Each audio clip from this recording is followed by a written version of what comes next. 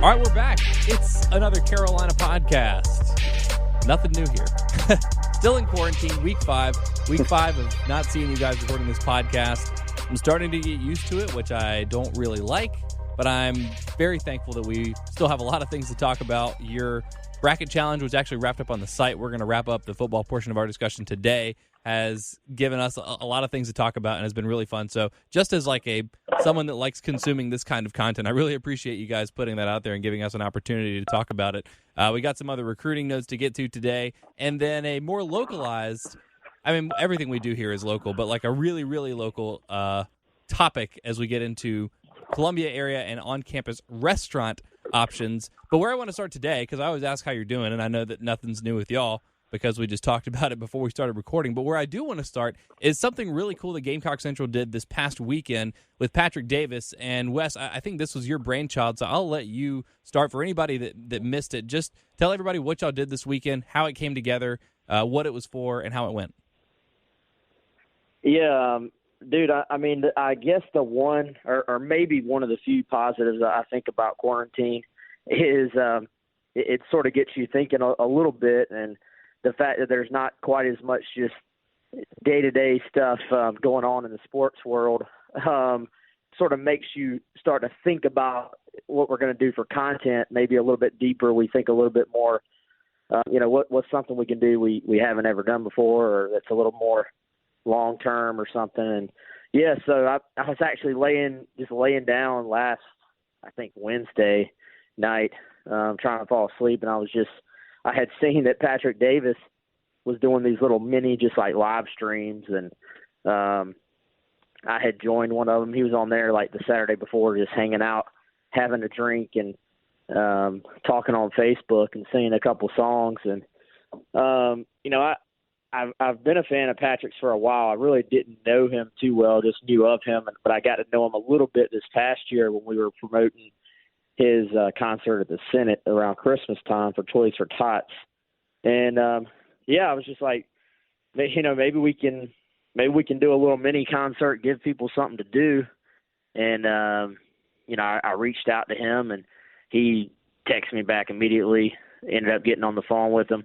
He was telling me about that Stage It platform, which we ended up using, which actually is more so geared to, try to raise a little bit of money for either charity or, obviously, the other side of that was that the performers right now can't have concerts in person, obviously. So it allows people to tip them and, let them continue to sort of make some money for their way of life. And it just came together, man. We ended up putting it together as far as using Muschamps Feed Our Heroes as our charity for it. Patrick ended up going for like 2 hours on Saturday night, just hanging out. We had Ryan Brewer was on there, Steve Tannehill was on there watching and chatting, and it was really fun. Ended up raising $3,400, and honestly, it was just like a spur of the moment idea that just took off, and probably was one of my favorite nights that I've had as far as since I've been in the the sports media business. That's fantastic. And no, you're exactly right. Like watching people come together and get creative and, show real ingenuity in trying to help solve some of the problems that we're dealing with now. Again, not just in terms of stopping the spread of COVID-19, but in addressing all the ramifications, financial and otherwise, that are part of the unfortunate reality of the entire quarantine right now. That's really cool. And then I guess slightly more cynically, like it's probably easier to put something together like that now because everyone's stuck at home, so there's nothing else to do. So it's nice that people are choosing to spend their time productively helping others. So that's really cool that you did that. And a huge shout out to everybody that joined, everybody that donated. That's fantastic because that's not a lot of heads up, not a lot of time for people to prepare or even, spread the word. That's a lot of people that tuned in and donated to a really good cause. Yeah, and I know I'm going to miss some guys, but I do, one of our guys, Lou Antonelli, who chimes in on Gamecock Central a bit and was on our Zoom chat. He was one of the guys that donated a ton on there and actually ended up getting himself a free guitar from Patrick that was part of the prizes that were given away. So I want to shout out Lou and everybody else that donated. And I told Patrick I would help him spread the word for anybody who enjoyed it or just missed it. Patrick is doing one of his, he's calling it a sip. It's going to be like 4 days long this coming weekend, Thursday, Friday, Saturday, Sunday. And SIP normally stands for Songwriters in Paradise, which is this group of singers and songwriters that Patrick has sort of put together and, does various ventures with and stuff. But SIP for now means the Shelter in Place Songwriters in Paradise concert. And everybody on there that's going to be on there this week has some connection to South Carolina, being that they're either South Carolina natives or they've lived in South Carolina at some point. And Edwin McCain, really well-known, singer-songwriter.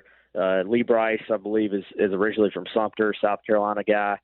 Patrick's going to be on there again. So if I told Patrick that I would help spread the word, he's actually I don't personally have anything to do with putting this one together. Patrick is, but he has since we did the thing last week, he has added Muschamp's charity. There's already a couple of charities they were going to benefit for this thing. He's added Muschamp's charity to this event as well, so they'll be able to get.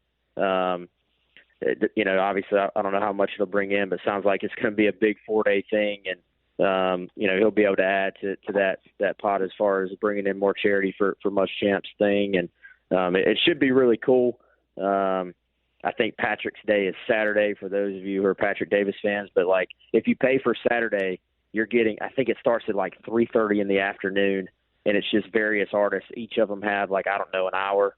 I don't know what the time breakdown is, but it's basically going all day. So if you just want some live music to watch and you want to, support a good cause again, Michael Haney is actually performing on there.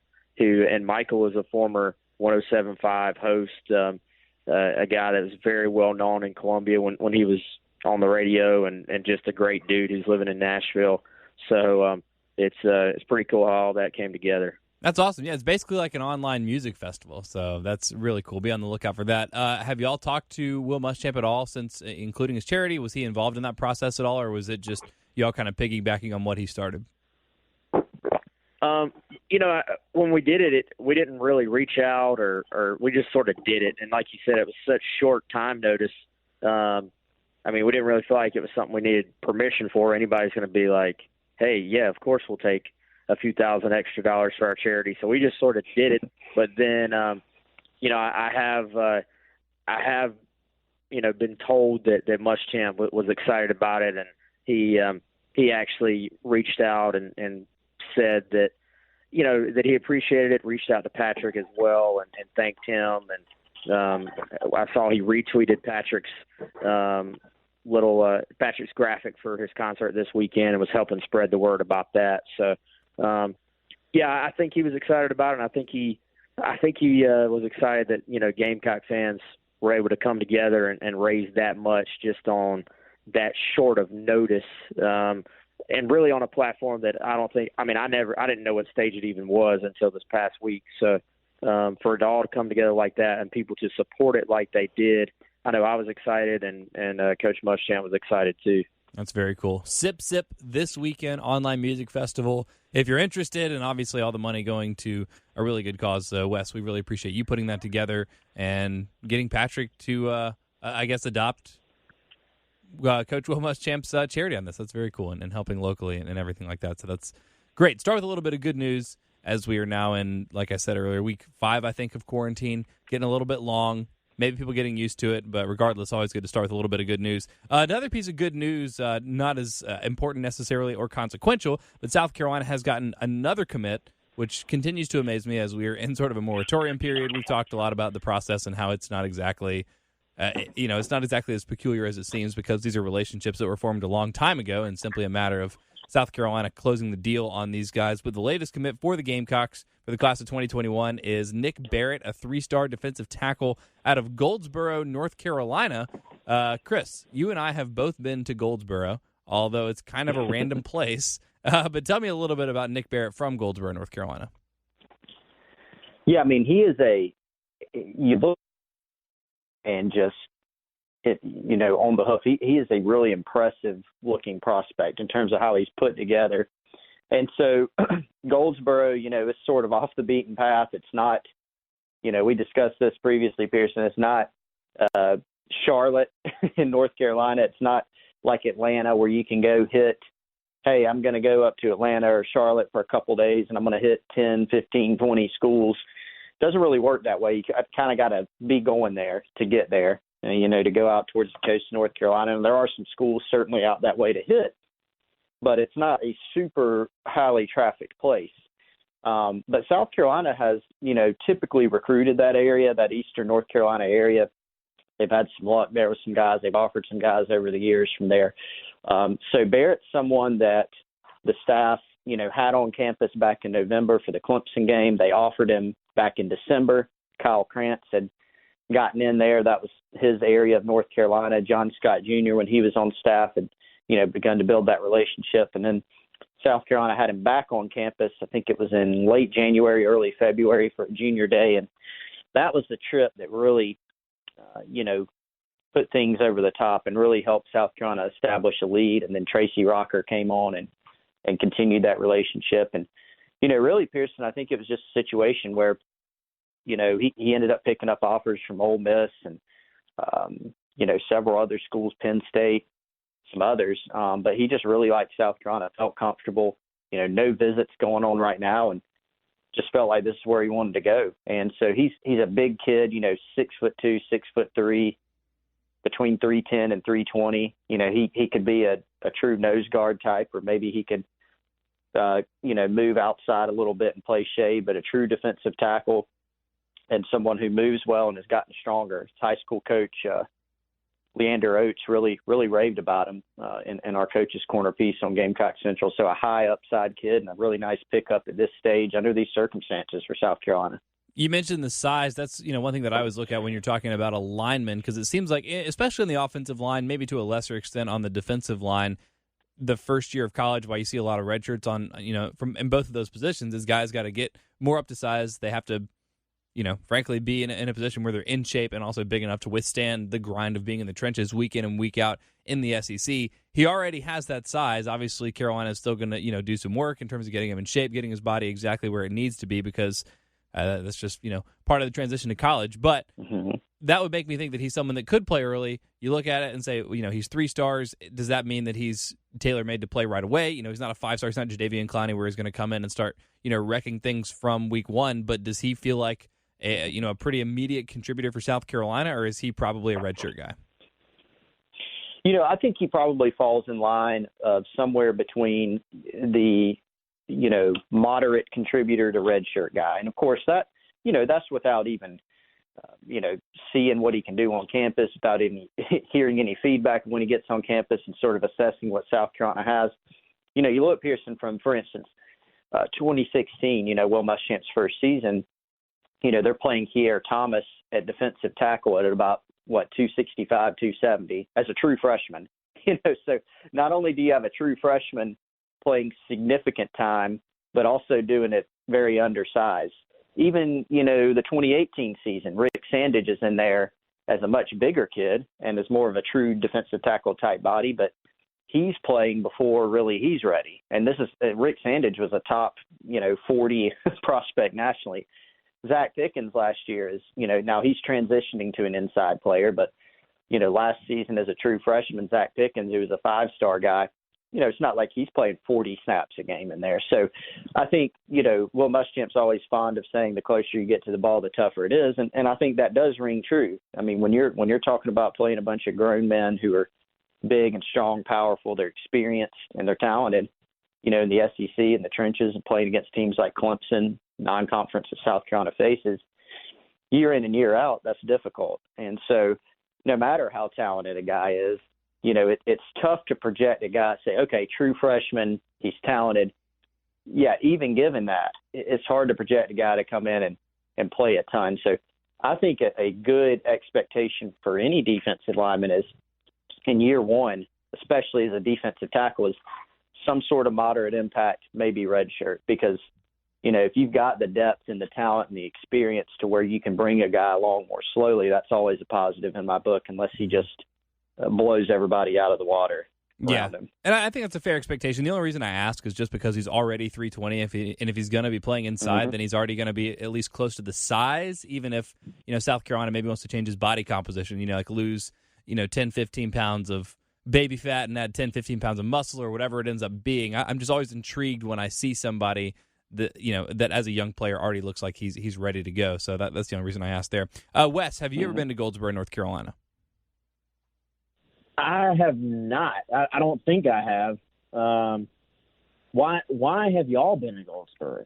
I went as part of a barbecue excursion. My roommate in college and I had like a long weekend, and we wanted to do something random and spontaneous. So we, cross-referenced a couple different lists of the best barbecue places in North and South Carolina and picked like 7 or 8 of them, I think, and started, this is when I was at Furman, so we started in Greenville, South Carolina, went all the way down to the coast of South Carolina, went up to Greenville, North Carolina, went over through Goldsboro, Raleigh-Durham. We spent the night with a friend of his in Chapel Hill and came back through like Shelby, North Carolina, and just ate, enough barbecue that I pretty much just wanted to die and never eat barbecue again. But it was amazing, and the place in Goldsboro was really, really good. So that's I was there for 45 minutes, but it was kind of random. I mean, if you're gonna go, death by barbecue might be one of the best ways to go. For sure. But I just pulled it up on the map, y'all. I've probably driven through because I've been to Havelock and New Bern, actually several times. Going to when Corey Robinson made his announcement, going to see Pharaoh Cooper, and I knew it was over there, but I didn't know if that was like the direct path you took, because there's not really a direct path to Havelock. But pulling it up on MapQuest, which is suggested route, takes you right through Goldsboro. So maybe I have rolled through and I just didn't know.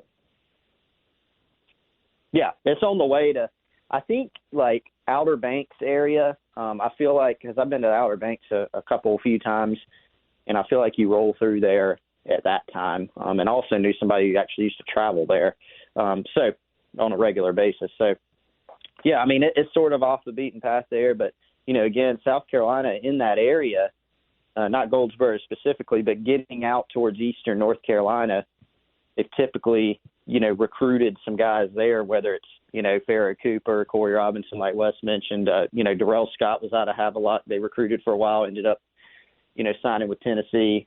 Mike Hughes was from New Bern originally, went to junior college. So there's a bunch of guys out that way. Maybe not a bunch, but there's typically some each cycle that if you go out there and put in the legwork, you can find some good players out there. So there you go.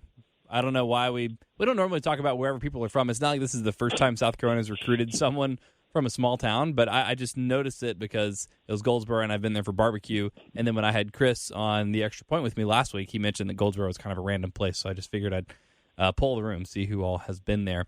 Other quick piece of recruiting news, South Carolina is waiting to hear from linebacker prospect Bryce Steele, who is going to make his decision this coming Saturday on your platform, you guys. And he's deciding between South Carolina, North Carolina, and Texas.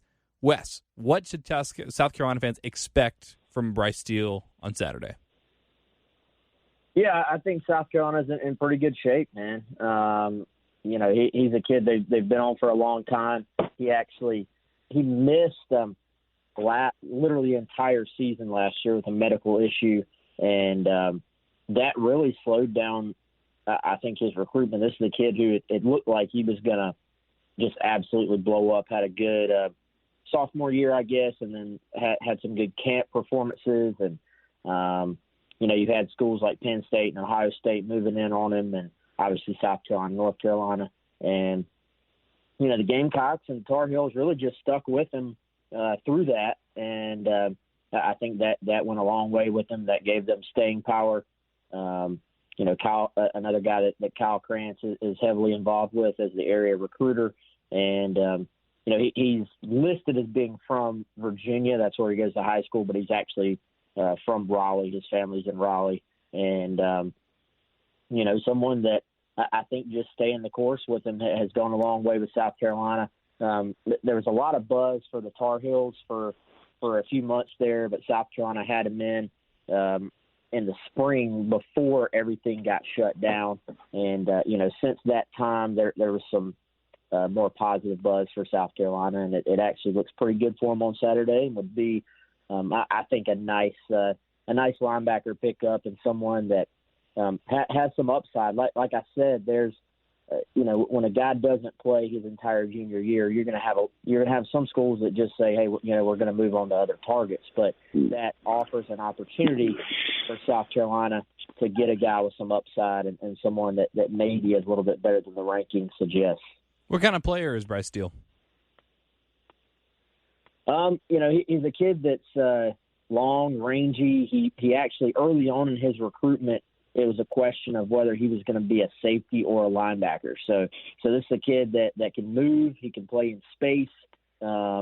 He's listed at 6'2". A lot of the sites still have him at 195, but I understand he's up to 205, 210, somewhere in that range. So he's gone from being a guy who could, maybe was going to be playing in the secondary to someone that's being recruited as a linebacker, is putting on the weight, has a good frame, tracks the ball pretty well as far as, playing in the box and stuff like that. But his history playing safety, I think, does help him as far as being someone that, can play in coverage, can play in space, is comfortable doing all those things. And, I think would be a really good player for South Carolina and would continue that trend. They haven't landed that just true 4 or 5 star difference maker type at linebacker, but I feel like they've recruited some really good 3-star types. Ernest Jones being the first guy that pops in my mind. Sherrod Green, after sort of struggling his first couple of years, I thought really came on well last year. T.J. Brunson, a 3-year starter, was a high 3-star type. So they haven't gotten those just elite playmaker types, but this would be another in the line of really good 3-star solid players that they've been able to land there. A couple more, I guess not recruiting notes exactly, but a couple more roster-specific notes for South Carolina before we finish up our conversation on the greatest South Carolina football player ever. 2 guys that aren't necessarily going to be on that list, at least they won't finish their careers at South Carolina, that are entering the transfer portal, Alex Wozmak and offensive lineman Sumi Carley. And when I saw Sumi Carley, I was like, oh yeah, I remember that name. And then I realized that I hadn't heard anything about him since his time at South Carolina. But redshirt junior, someone that just didn't get a lot of playing time, wasn't able to work his way into the rotation. Wes, I know you wrote the story on Gamecock Central, but I just asked you a question. So it's Chris's turn now. So Chris, what can you tell me about Sumi Carley's decision to transfer? Well, he was a guy that just honestly hasn't broken into the rotation really in a significant way. And so I think it's just a deal where you look and the guy takes a look around and sort of assesses the opportunity for playing time and decide to move on. I'm not sure where he'll head as of right now, but really, if you look through sort of the game logs or you watch the games, it really the spot where he turned up was on special teams. I mean, that was really his biggest contribution. There are some other players, Eric Douglas, for example, you think of it, who actually has a chance to be the starting center this year. We don't really know how that'll shake out, but Eric Douglas has gotten in there in certain situations as a backup. He's played a few different spots. Carley's played a few different spots in practice, but just really hasn't broken in. And so as South Carolina's continued to sort of build the talent, build the depth on the offensive line, it's just a situation where, a guy moves on to try to get more playing time elsewhere. Why did I hear his name? Was he someone that was highly recruited? No, he really wasn't highly recruited. He was a guy that, was, I think, Wes, correct me if I'm wrong, but he was on one of the Sean Elliott classes, correct? I think he was 2017. Yeah, he was 2017, I think, so Muschamp second class. And so he was a guy that, they recruited out of the upstate. He wasn't a super highly recruited guy. He did make the Shrine Bowl that year. And I remember watching him up there, and he, you thought that he had a chance, to become someone. He was still sort of raw.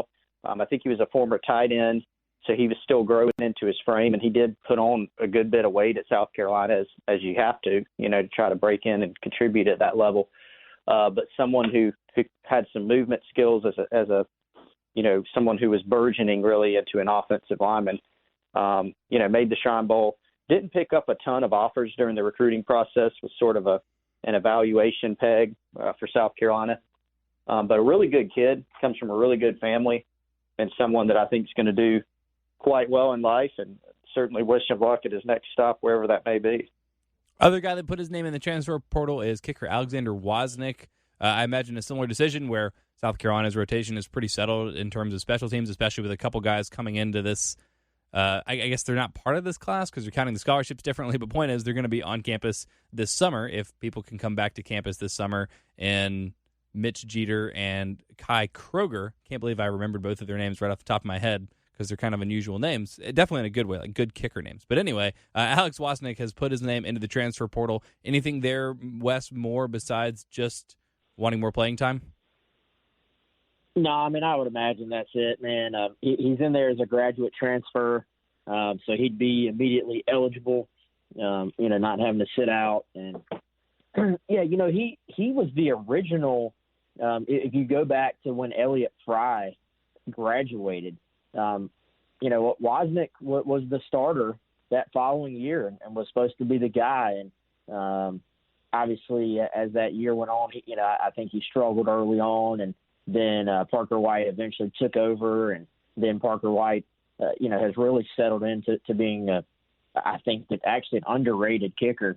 So it just hasn't worked out, hasn't played a whole lot. I know he's gotten in there every now and then, as far as maybe when South Carolina's up in a game. But yeah, I think it's just a matter, I'm sure, of getting some playing time and getting himself in a better situation to compete for a job. If you look at South Carolina, we know Parker White's going to be the guy this year as a senior, and then obviously, like you said, Mitch Jeter, I believe, will probably be the backup this year coming in as far as getting him ready to take over for Parker White in the following year. So I think it just probably made a lot of sense for him to move on. Anyone else that we're hearing, or I don't hear this stuff, anyone else that y'all are hearing that might be putting their name in the transfer portal in the next couple of weeks or before the start of the season? I mean, I guess I don't want to speak for Chris, but I don't think so. I mean, Chris, is there anybody that you've heard in particular? There's not, and normally, you can sort of look around the roster and maybe say, well, maybe if this guy, but right now, South Carolina didn't even get through the spring. Sometimes post-spring, guys will have a better idea of where they stand with playing time, because you've gone through the whole spring, and maybe the staff can have some frank conversations with some guys. That didn't happen. They got a third of the way through practice and not even really working out this summer, or they're not working out together. Everything's on their own. So, no, haven't been any names come up there that we have heard. And, you never like to really speculate on any guys, but I can't even say that I've heard any that are heavily considering it right now. Yeah, and Chris, I guess most of the things probably just sneak up on you. Like, it's easy to assume when it's someone that's not getting a ton of playing time. But other than that, it's probably – it's not like you hear these things. They just kind of decide, right? Yeah, sometimes you do. And look, sometimes you hear about guys thinking about transferring, and it doesn't end up happening. A lot of times, look, freshmen. College coaches talk about it all the time, how hard of an adjustment it is for some of these guys. And so some guys get to a college campus and just struggle adjusting, or maybe it's not quite what they thought, or, they're not playing as much or breaking through as much as they thought they would immediately. And sometimes that happens and then it wears off, or a guy gets homesick and it wears off. So I think it is a little bit difficult to project at times. And sometimes guys hang around maybe a little bit longer than you'd think. It's easy to sort of look at a roster and look at a guy who's been on campus 2 or 3 years and hasn't done much, and maybe South Carolina is recruiting well at that certain position, and you see some talent stack, and the guy continues to, stick on the roster. That happens too. So, like you said, it is sort of difficult to project at times. I think that pretty much wraps it up. I'm impressed and pleasantly surprised and happy that we have so much actual news to talk about, even if it's not great news in the case of a couple transfers for South Carolina. But now that we've gotten through that, it's time for the main event, the real reason that people are tuning in right now. Everybody is anxious to hear what's going to happen when we debate George Rogers versus Marcus Lattimore. The people have spoken. And the people said George Rogers. And in fact, he went on to win the entire thing. He beat Michael Roth in the official Gamecock Central greatest Gamecock athlete of all time bracket. I guess before we get into our own discussion here, George Rogers over Michael Roth, and then the other two in the Final Four were Clint Mathis and Asia Wilson as a 2 seed. Were y'all okay? I guess were you, Wes, okay with how the bracket turned out ultimately? Yeah, I would say, I was okay with it because, the people have spoken. It is what it is. Maybe a little bit surprised. I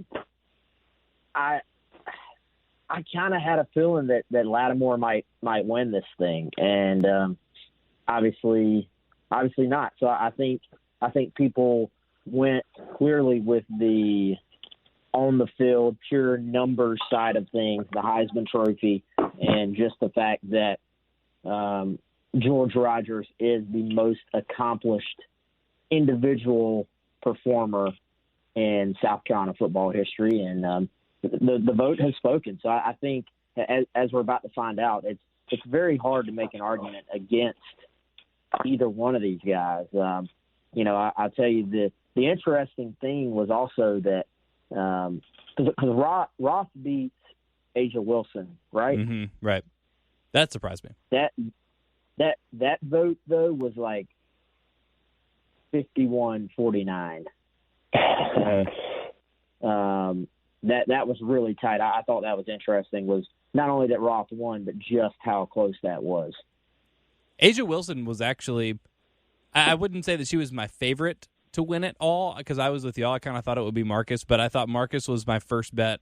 Asia was my second bet, and then I kind of felt like it was wide open between Michael Roth. In some ways, it's nice that George Rogers won, because then you won't have people complaining about recency bias, which is, if they've been listening to this and taking issues with the way that we have been voting, it's going to be because they're saying we have too much recency bias and things like that. We talked about it. We've talked about it pretty much at every stage, and I think we all kind of thought Marcus was going to go ahead and win the whole thing. So, Chris, that being said, I'll ask you the same question I asked Wes. Are you happy with how it turned out? Yeah, because I think that's a good pick. There are several players in that bracket that you probably couldn't have gone wrong with. Like if Asia Wilson would have won, or Michael Roth would have won, Marcus Lattimore. I think you could pick all those people and say that's totally fair. Going into the whole bracket, when I looked at the field, I thought that, like Wes said, Rogers, Lattimore, Asia Wilson, Michael Roth is one that I could have seen for sure, winning the whole thing if things broke the right way. And Connor Shaw was another one that I thought would have a chance to win the whole thing, just because, he's a revered figure and was part of some of the best teams in school history. I could see all that. But like Wes said, Rogers, when you look at his accomplishments, it's hard to beat. He's a number one pick. Clowney was a number one pick. I didn't feel like Clowney was going to win, even though he could have, and you could have been justified, because he's the most talented. I think he's the most talented athlete ever at South Carolina, just in terms of pure talent. He's a wire-to-wire number one prospect in the country, number one draft pick, 5-star. He's from the state, so he played on some really good teams. There's a lot of boxes there that he checks too. But when you look at Rogers with, he played in an era in which I think a lot of our voters, a lot of people who really care about Gamecock athletics and are really passionate about it, have been longtime fans. And so when they look at George Rogers, they remember those days and maybe some of their formative years, all those types of things, and those memories are there. And so it's sort of a special type of memory. He wins the Heisman. He's a number one NFL draft pick as well.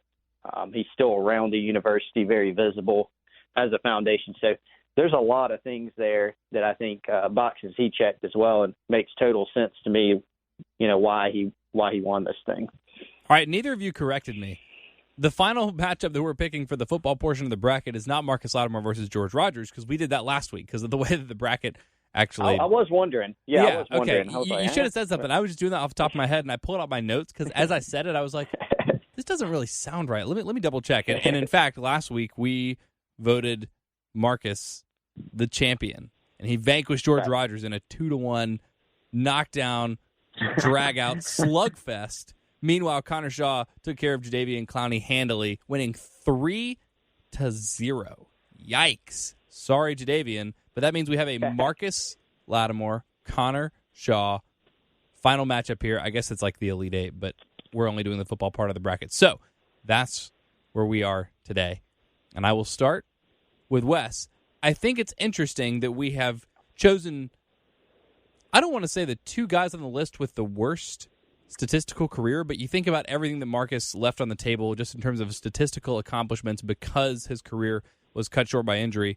And Connor Shaw, really, if anybody wants to knock him, the only knock on Connor Shaw, because his leadership was incredible, his record was unassailable, everything, the diversity of his game, his ability to make plays when South Carolina needed it most. The only legitimate criticism of Connor Shaw, in my opinion, is that he didn't put up like the huge counting stats that make him like the by far and away best South Carolina quarterback ever. There are enough guys that had better statistical careers that you can make an argument for a Steve Tannehill, a Todd Ellis, whomever. I think it's interesting that we have chosen these two guys with a lot to be desired statistically. So that's not going to be what differentiates Shaw from Lattimore in your book, Wes. So which way are you going with this? Wow. It is tough, man. And statistically, and we've talked about it before, Lattimore's numbers were hampered by the injuries. But, man, I also go back to the fact that this guy scored more touchdowns than anybody in school history, including George Rogers. So, the overall, the rushing yardage was hampered a bit, but the guy still, the goal of the game is to score points, and the guy was still the best in school history at doing that. Add in everything, the fact that I truly believe when Marcus Lattimore arrived on campus, that's when the entire mindset of the program started to change. Yes, Gilmore the year before started sort of the domino effect. Alshon was the year before as well, and that was huge. But there was something about South Carolina landing Marcus Lattimore that made them a contender when you added in what he brought to the table compared with everyone else that was on campus as well already, or to supplement everything that was already on campus, I should say. Connor Shaw was the straw that stirred the drink, but in my opinion, Marcus Lattimore was the spark that ignited the whole thing. So I think I'm going Marcus Lattimore, but it is, as Chris would say, it is close. One vote for Marcus Lattimore in the books. It will be close, I hope. Chris, how are you differentiating these two guys? Very difficult, and same era, like same. Yeah, both got to South Carolina in 2010, guys. Right? Yeah. So, I mean, it's extremely difficult. I'll just go ahead and say my vote. I would go Lattimore. And there are on-field reasons, and there's sort of, I don't know if this is the right word, but sentimental reasons you go for it. This is a guy that, you got to remember in the 2009 class is when South Carolina really started turning things around in terms of there's this influx of in-state talent, and they start getting it. There were some guys in 2008 or before, but when you look, 2007 was Cliff Matthews. Then there's some guys in 2008. But 2009, you've got Stephon Gilmore and Devontae Holloman and Alshon Jeffrey. DJ Swearinger, I think, in that class. Don't correct me if I'm wrong. Then you go to 2010, it's another strong in-state crop, and Marcus Lattimore is a headliner. And it's a big recruiting battle.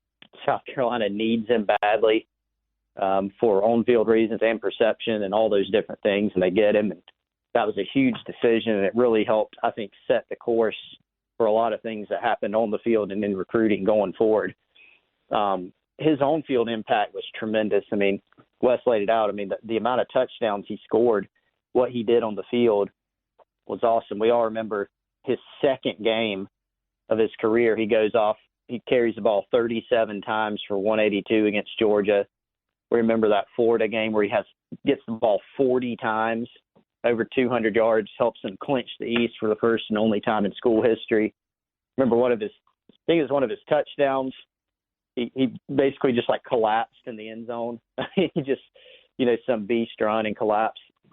here's an interesting stat I was just looking over. So Marcus Lattimore played in just 29 games during his 3-year career.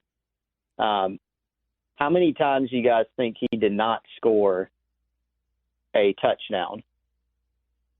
My guess, with 29 games, I'm going to say he did not score a touchdown in 6 games. What do you think, Wes? I'm going to say 4. Yeah, Pearson actually nailed it at 6. So, you know, and you look, and I think, if I'm remembering correctly, 2 of those, at least, he ended up, you know, not playing much or getting knocked out of the game because of injury. There's a Florida game in 2012. He only carried the ball 3 times.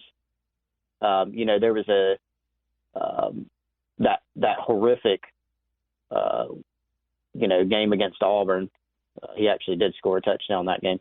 But, you know, there was the Florida game in 2012, and then there was, you know, the Florida State game where he got knocked out really early in that game, the bowl game in 2010. Those were 2 of the games. So, I mean, when he was on the field and healthy, he was producing. And he was just sort of a generational talent. And then obviously he just means so much to Gamecock fans. And, you know, I might be a little biased because I covered Marcus as a recruit since he was a sophomore. I kept in good touch with Connor Shaw during the recruiting process as well. But there's just so many things about him. And it is close, but that's who I would go with for this. All right, the stat about not scoring a touchdown in just 6 of 29 games is impressive, and it made me think, I mean, this is really apropos of nothing other than interesting stats, but it made me think of a stat that Jay gave me on our show yesterday. It was Greg Maddox's birthday, and this is really for Wes, because, Wes, I know you're a huge Braves fan. So did you listen to the halftime show yesterday / hear this stat from Jay? I didn't, but I do know that like Greg Maddox's best games ever was on MLB Network yesterday, and I recorded it. I just haven't watched it, so I'm excited to hear where this goes. Okay, so Greg Maddox in his entire playing career, a long, illustrious playing career with lots of Cy Youngs and a World Series championship and some Gold Gloves and pretty much everything that you can give to a player to say, hey, you're really good at this. He faced 20,421 batters. 20,421 batters. Do you know how many times Greg Maddox faced a 3-0 count? I've heard this stat before, but I don't remember. I have to. Just give it to me. Okay. 310. And 177 of those 310 were intentional walks. All right, that's just stupid. 133 out of 20,421. 3-0 counts. That's insane. That is Pearson, by percentage. I think that's 0.6%. I'm bad at math. Probably less than that, right? Maybe 0.06. Yeah. Well, hold on. I'm gonna do it. How do I do this math? I think you're right. I think it is 0.06. I think think you're right. Yeah. No, sorry. Not even 0.0006. Yeah. Now it is 0.0065, so maybe we can round that up to 0.007. But point is, but this is not a math podcast. Did you convert the decimal into percentage though? It doesn't matter. Oh yeah, you're right. No, it is 0.6%. I did not. Well, whatever. Not a lot. Yeah. Not a lot. Is the right answer. But yeah, just crazy stat. Great stat by Marcus. Probably not as crazy as that, but a good one. Here's a stat for you though. Yes, Marcus Lattimore, most touchdowns ever. Really cool. Only did it in 29 games. Super impressive. Do you know who the total touchdown leader is at South Carolina, though? Wes or Chris? Just shout it out if you know. I thought it was Marcus Lattimore. It's Connor Shaw. 73 touchdowns. 56 of them passing, so you don't count those because a wide receiver's involved. Don't count.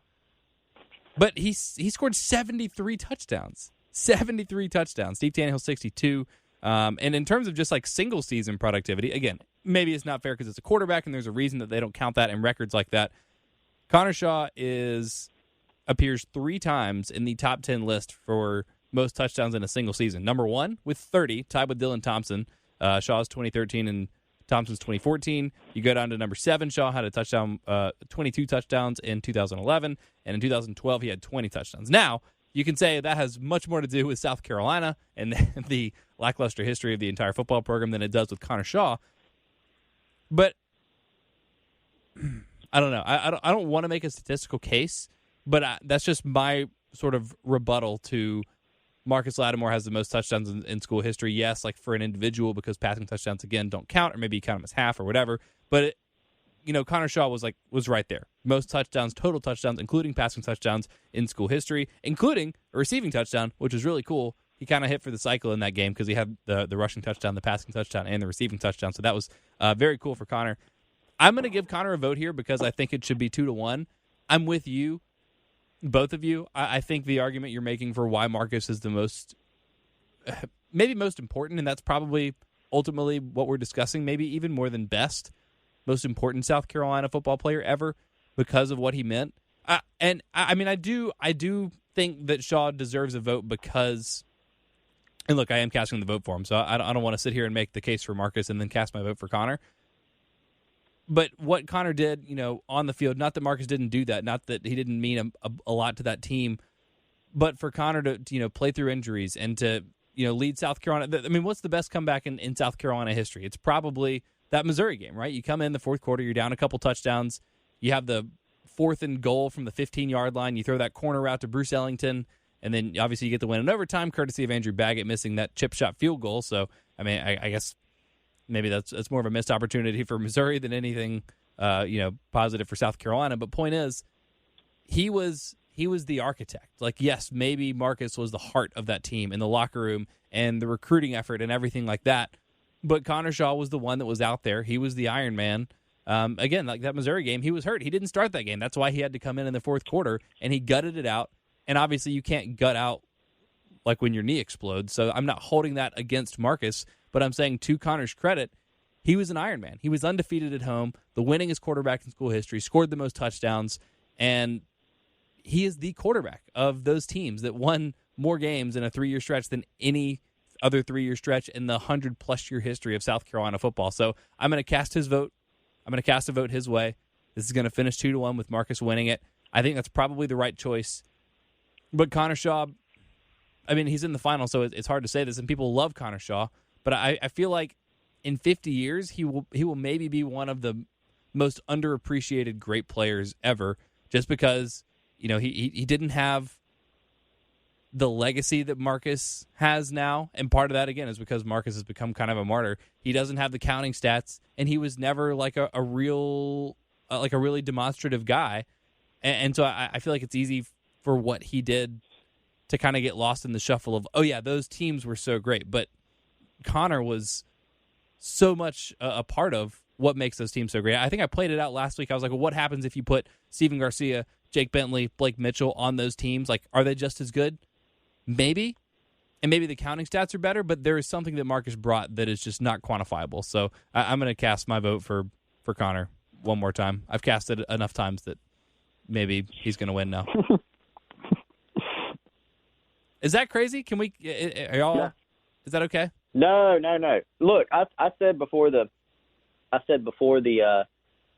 few minutes ago that going into the bracket, when I just looked at it, whether it's our votes or whether it's thinking about how the fans may vote, Connor Shaw was one of maybe 4 or 5 where I said if Connor Shaw wins this, I wouldn't be surprised, and that'd be totally fair. So, no matter the opponent, he could be matched up against anybody in the bracket in the final.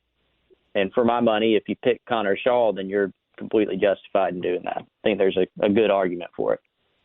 Cool. How do we quantify what he brought in terms of leadership, like the intangible quality? Wes, like, did you hear anything just like talking to people around the program, talking to players, talking to coaches? It's so hard, to quantify that in general, and especially for me because I wasn't covering the team at that point. I was still in college. So I don't know like necessarily any of the stories just about what it was that made Connor Shaw. But there's something there. There's some intangible quality. I think Marcus had it too, and a lot of people have it. And frankly, it seems to be missing from these last couple South Carolina teams that have really underachieved. But do you have a Connor story offhand that sort of explains that intangible leadership quality?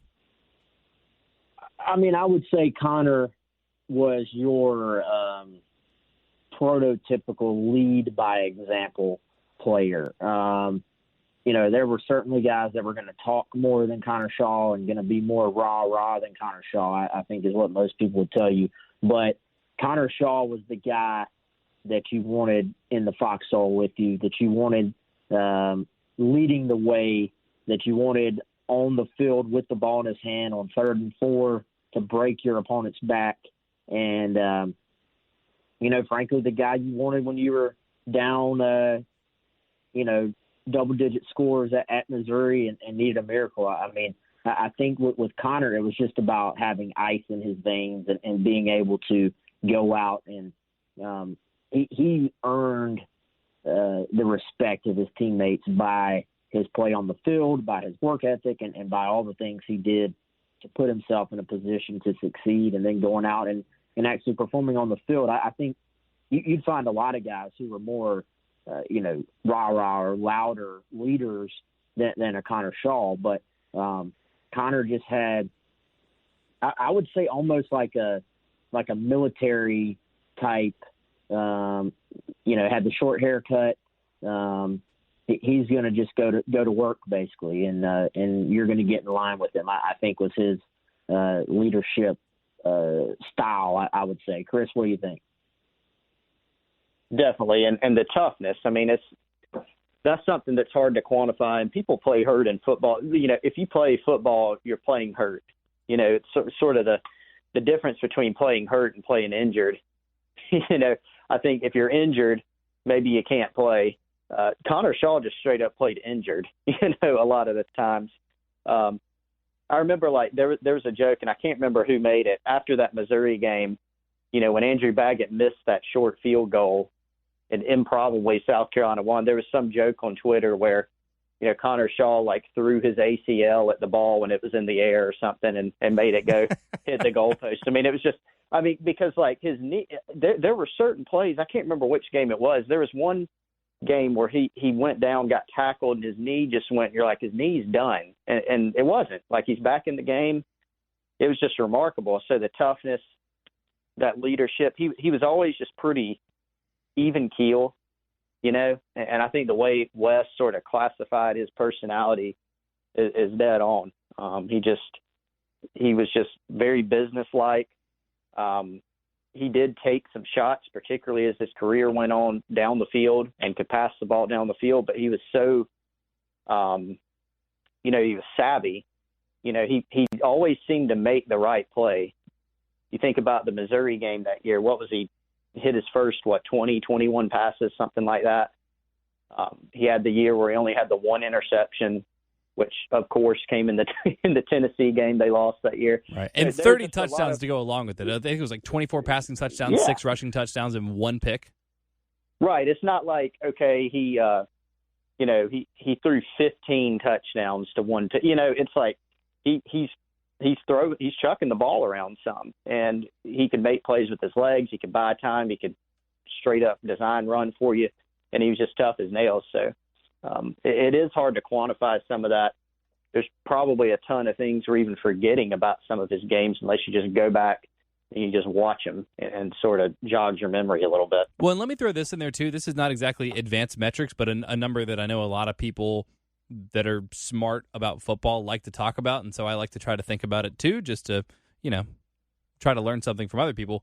24 touchdowns, 1 interception, and a career high in yards per attempt, 10.1 yards per attempt. So not only, Chris, to your point, was it just he threw 13 touchdowns, they just didn't throw it much, and so he only threw 1 pick. 24 touchdowns, 284 total pass attempts, and it's not like he was just dinking and dunking the whole time. 10.1 yards attempt. So he was pushing the ball down the field more than he did at any other point in his career. Yeah, for sure. I mean, and they had some vertical threats at that time. So, yeah, it's not like you can't give Connor Shaw the game man. A lot of people are going to look, okay, he takes care of the ball, and they throw the game manager thing. Yeah, he managed the game well, but the guy made plays, He could, like I said, extend plays. He can run the ball for you. This is a guy that, he was athletic enough to play wide receiver, coming out of high school. And he really just developed into a very good passer. So, yeah, he is throwing the ball around. He's throwing it downfield. He's taking some risks. and he was really accurate, and he just made the right play, didn't put the ball in danger. Also, I just lied to you, and I apologize. I don't even know what this other thing is, but I'm looking at this. I'm looking on Sports Reference right now, and there's a Y/A column, and right next to it is an AY/A column, so it's just a bunch of A's and Y's, and I got a little bit confused. It was still the top yards per attempt of his career at 8.6, but tied with his junior year, but actually the 10.1 is adjusted yards per attempt, and it says the formula is yards plus 20 times touchdowns minus 45 times interceptions. I have no idea how people come up with this. Again, this is what smart people use, and so I just try to make some sense out of it. But I feel like when the adjusted yards per attempt is higher than your yards per attempt, that's probably a good thing. But anyway, that is neither here nor there. Have I changed either of your votes in the process of talking about Connor Shaw for the last 10 minutes? No. Okay. Nah, I don't think so. Okay. All right, cool. Well, that's fine. So we will wrap up our bracket. Marcus Lattimore, the champion, the greatest South Carolina football player ever. I'm fine with it. I'm glad we made a nice case for Connor Shaw, though, because he's great. Really like that guy. Last thing I want to do before we get out of here, this has made the rounds on Twitter, and this is from the My Carolina Alumni Association Twitter feed. Put out 9 campus area restaurants, basically mostly 5 points, wanting to know if you could only eat at 3 for the rest of your life. Which 3 would you choose? Now, I will read off the 9. I imagine you two have both seen this list. I feel like I saw one or both of you weigh in on Twitter already. But the restaurants are Andy's Deli, Beezer's, Chick-fil-A, Cookout, Grilled Teriyaki, Groucho's, Salty Nut, Village Idiot, and Which. We've definitely had this conversation a lot in person. I think we've had it at least once on the podcast about Groucho's versus Andy's. So I know where that will go, but I'm curious if Groucho's or Andy's will make your list, Wes. Well, seeing as how I still haven't actually had Andy's. I thought you went after we talked about it on the podcast that one day. No, I didn't. Ah, man. Okay. They can't make the list. How does Which? I mean, no offense to Which, but how does Which get in? Because you don't like it, or because it's not in 5 points? No, it's just not a Columbia staple by any stretch of the imagination. Like, yeah, it's here, it exists, but yeah, I like it. It's solid. It's my 3rd favorite sandwich place on here. I mean, I'll go Groucho's.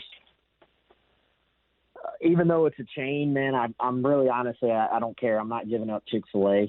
So yeah, there may we know. I don't know how many Chick-fil-A's there are in the country, but I know there's a lot of them. But so it's not like the cool pick or whatever. But Chick-fil-A all day, and I don't know, man. I don't really eat at the rest of those very often. I will say this: when I was a student, you enjoy 5 points a little bit and hit the old grilled teriyaki at the end of the night. Mm-hmm. Those were some good times. I hadn't been a grilled teriyaki in years, but for nostalgia purposes, I'm going to throw a vote to grilled teriyaki. So that's my 3. So you're fine never eating pizza for the rest of your life? I mean, I didn't say that, but... Okay. All right. You're at peace with your 3. I can tell. All right. Well, we'll move on to Chris. Chris, what are your 3? You want me to read it again, or you got them? I think I've got them. So, the ones that matter the most in terms of what my vote's going to be. Now, I take issue with Which being on there too. I'll allow Chick-fil-A just because, almost everybody loves Chick-fil-A. Yeah, it's Chick-fil-A. And now there's a reason Chick-fil-A is not going to make my list, and it is because you can get it at other places. I was more biased in favor of just what can I almost only get in Columbia, with maybe an exception. But that's sort of how I looked at it. And so that's why I didn't pick Chick-fil-A. Which shouldn't be on there. I don't know how many. It is more of a chain. I don't know where they're located. I do like Which. I hadn't been there in a while. I wouldn't pick them either for the food. I wouldn't pick them for the food over these other ones, but also wouldn't pick them just because of that reason. I would have put, for example, if you're going to pick a place where it's sort of like a chain or a franchise or whatever, I would have put Pita Pit on over Which, because really for the reasons Wes said, Pita Pit's another, hey, it's 2 a.m. Let's go see what's going on at Pita Pit. So probably making pitas, Chris. Yeah, and one that I would consume. But I would just replace Which and honestly, guys, I'd even replace Chick-fil-A. I know Wes is going to hate me for that, but I would put maybe a Thirsty Fellow. Yeah. Okay, or something so like that on there. I want to do that, and we probably should have done it to start. I meant to, and then I kind of forgot. But I think there are a couple on here that we can replace. We can replace Chick-fil-A, Cookout, and Which. I know Wes put Chick-fil-A on his list, but if we wanted to make it just local, but pick it as is, and then we'll each pick a replacement for one of those three. All right, so my picks were Andy's, Village, Idiot, and what was the other one? Can you say them again, Pearson? I can't even remember Andy's the one. Deli, Beezer's, Chick-fil-A, Cookout, Beezer's. Grilled Teriyaki, Groucho's, Salty Nut, Village Idiot, and Which. So Andy's, Beezer's, and Village?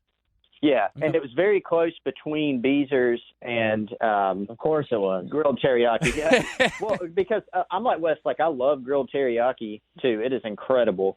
But I also have not been there in a while. Mm-hmm. And Beezer's I've had a couple times over the last several months, and I just feel like it's so not that grilled teriyaki is amazing, but you can sort of get a similar deal at other places. I know Beezer's, you're like, well, it's just a sandwich, but to me, it's pretty unique, with the bread and the meat and all that. So that's why I picked Beezer's. All right, so here's where Wes went right and you went wrong, and friend of the podcast, Kev Roche, went wrong, although I love how he put it, and he makes it so hard to pick anything different than he picked, because I just see this on Twitter. He said, would hate for y'all to pick numbers other than 1, 6, and 8 and be stuck with the wrong answer in front of everyone on this platform, which is exactly what Chris did, because you can't pick two sandwich shops here. If these are the only three places you can eat, you need some variety. So you pick your favorite sandwich shop. You don't go Andy's and Beezer's. You pick Andy's or Beezer's, or in my case, Groucho's, Village Idiot.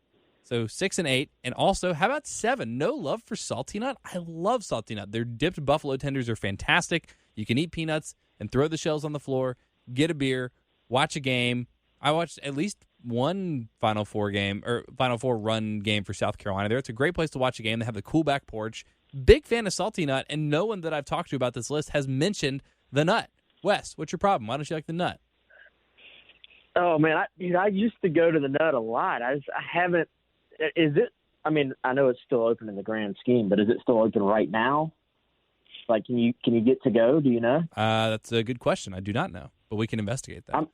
I may get Salty Nut for lunch today. Okay, good. Maybe it sounds like they need some love. Get those dipped buffalo tenders. They're awesome. I don't know if I ever had those. I used to get the one of my long time friends since we were 3 years old, went to elementary school, then went to high school, went to college together. She used to work there. So when she worked there, I would go up there all the time, and I would get they would do a Philly cheesesteak with teriyaki. And this thing was good. So I used to get that all the time, and I remember their fries being really, really good.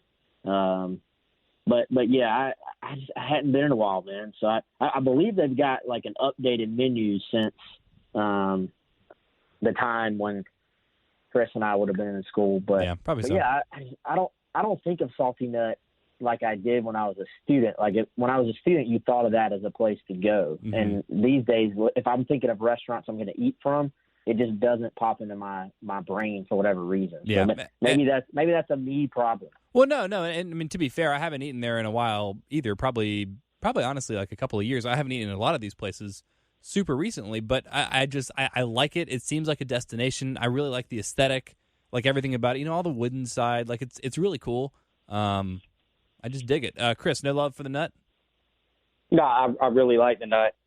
I've been to the Nut many times. It's been a while on the food, and so that's probably we got some recency bias in this poll as well. Mm. I haven't had the food in a while, but I'm with you. I absolutely love the atmosphere. Yeah. I just and you make a good point about the sandwiches. I did think about that. It was just just thinking about it overall. Even in sandwiches, I like some variety, and so it was tough, but yeah.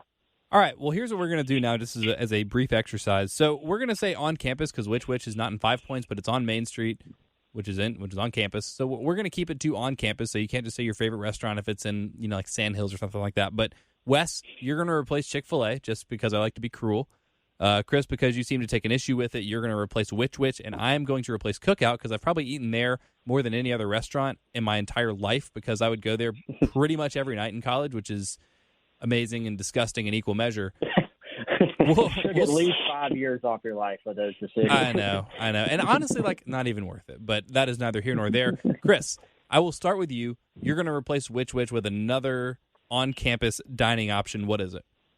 So on-campus includes, like, Vista around the, Vista 5 Points, around the basketball arena, all that stuff. Yeah, sure. And I would say, just in fairness, let's keep it in sort of the these aren't exactly like dive bars, but like, like Greasy Spoon kind of plate. Like, don't pick like Terra.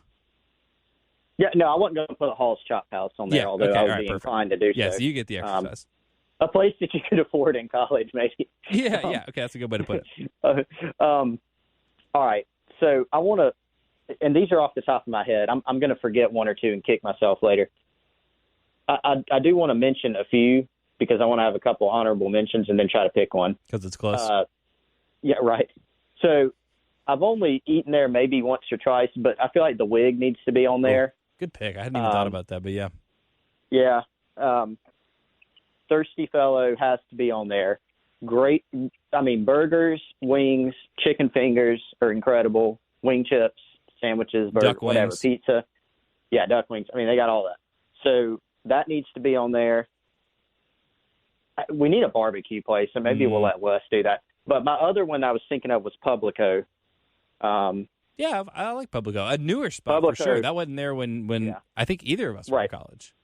Right. Newer because Garibaldi's was there, which was excellent as well. But Publico would be another one. I would go with Thirsty Fellow. The variety, the location. I've been there a bunch. I've eaten there a lot. I got to go with Thirsty Fellow. Wes, what are you replacing Chick-fil-A with? Really, really tough. I apologize, Chick-fil-A. I tell you, I've got it down to two, so I'm just going to give y'all both of them. I normally, y'all know this, everybody else doesn't. I'm a big Chick-fil-A breakfast fan, so I'm going to replace it with a place that you can get a really good breakfast, and that's Cinnamon Roll Deli. Oh yeah, good one. Cinnamon Roll Deli is awesome. They got good lunch sandwiches as well, but I love their breakfast sandwiches. So I'll go with those guys. The other one is a place that is very popular, and Chris knows this. I sort of discovered it later in life, but I really, really like it now, and that would be Gourmet Shop. Oh, yeah. One of my all-time favorite places in Columbia. Yeah. That's a really good Gourmet Shop is so good. That's a great pick. That was the last place I ate out before we had to shelter in place in quarantine. And I'm very happy with my pick. That was a good last place to have eaten. Yeah, Gourmet Shop is awesome. Their lunch is good. Go ahead, Chris. It really is. Sorry, no, I didn't mean to interrupt. I just feel like we're eventually, if we keep this, we're going to have to cut ourselves off at some point because we'll continue talking about, what about this one? What about this one? Or at least I will. But all right, so first of all, not Main Street Public House, but is Public House on Divine still open? You're talking about, you mean not Publico, you're talking about, Public House. Yeah, and I went there a couple months ago, too, and their wings are maybe my favorite in Columbia. That's exactly. Their wings are incredible. Okay, California Dreaming is really good. All right, Chris, you said we're gonna have to cut ourselves off. You got to cut yourself off first. Are you gonna replace? No. I'm not replacing. These are all honorable. These are ones I have to mention, or I'll feel bad about myself. Now, let me give you another one that I must admit it makes me sad. I haven't been there in a while. Are you gonna take all my honorable mentions here?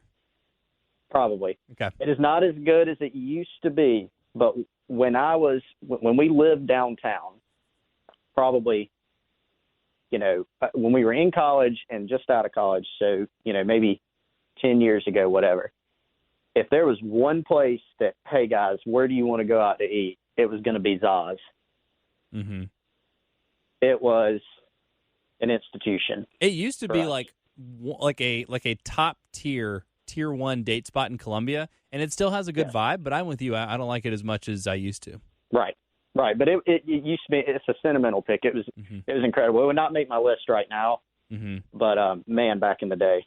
All right, well, since we're going crazy with the honorable mentions, I have 3, and then I'm going to have sort of an off-the-wall pick, and I'm really surprised that neither of you mentioned my number 1 honorable mention, the toughest cut in this entire list, and that's Rockaways.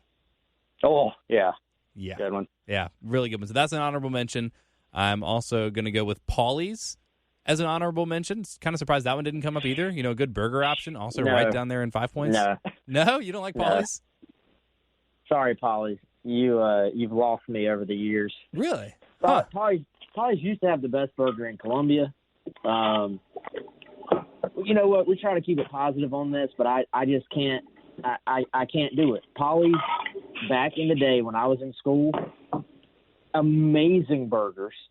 Now the hamburger's not even seasoned well, and the pasta salad, which used to be great, is dry now. I can't lie, guys. Paulie's is not near what it used to be. All right. Sorry, Paulie's. All right, that's fine. No, I'm glad that you have an opinion about it. It sounds like you need to go back and try it again. Maybe you had a bad experience or two, but last time I went, I still enjoyed it. I'm also going to go right down the block because Chris mentioned barbecue, and I have one more honorable mention to spend, and that is Southern Belly, which I really like barbecue. I eat a lot of barbecue. I'm picky about barbecue, and Southern Belly is very good. Love the diversity of sauces. Love the diversity of sandwiches. I haven't been in a while, and I want to go. Alabama white. Yeah. I don't like the white sauce because white sauce is heresy, but they got some other good ones there. A lot of good ones. Everything but the Alabama white. It's fantastic. But my final pick, my replacement for Cookout, and this is super off the wall, guys, but again, I'm going for variety here, and a place that I do love and that I want to give a little bit of love because I don't know if people know about it or know how good it is, and that's right down here in the Vista. When I used to have a lunch break, I would walk down the street from the 107.5 The Game Studios to the Minkoi Ramen House. Have either of you ever been there? I have. Not yet. Really good. That place is awesome. I love ramen noodles. I love Asian food. There's no other Asian food. I guess there's grilled teriyaki. So not like as much diversity as I thought I was including. But I don't know of anywhere else to get good ramen or just ramen at all in Columbia. So I really like that place. Got a good vibe. Everything there is good. I usually get the spicy tonkatsu, so the spicy pork ramen. Fantastic. So that's my final pick. Wes has told me about that place, and I still haven't been, and I know I would absolutely love it.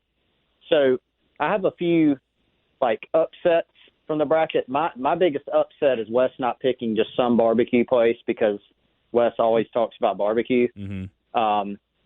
Biggest Pearson upset is a tie between you not picking Small Sugar or or an Indian place for some reason. I felt like that's what I wanted to pick. Oh man, I really wanted to pick Shalimar Curry House right over there next to Moe's and Firehouse Subs and the Sahara, like right across the street from the Honors Dorm. Love Shalimar Curry House. I eat there probably. That's like one of my most frequented places. And yeah, Small Sugar. I definitely should have put that in there as well. But that's kind of, I don't want to say that's out of the budget of college students, but that's not like I don't know. I mean, that's a place that I went in college. That's not like a super college-y place. But Shalimar probably falls into that category. And again, right across the street from the Honors Dorm, so that should be in there too, probably. Sorry about that, guys. We legit talk about food all day, I think. That's all. That's all I care about. That's all I want to do. I know I do a sports talk show. I wish I just did a food talk show. I mean, any love for Blue Marlin? Oh, love Blue Marlin. It's incredible. Love it.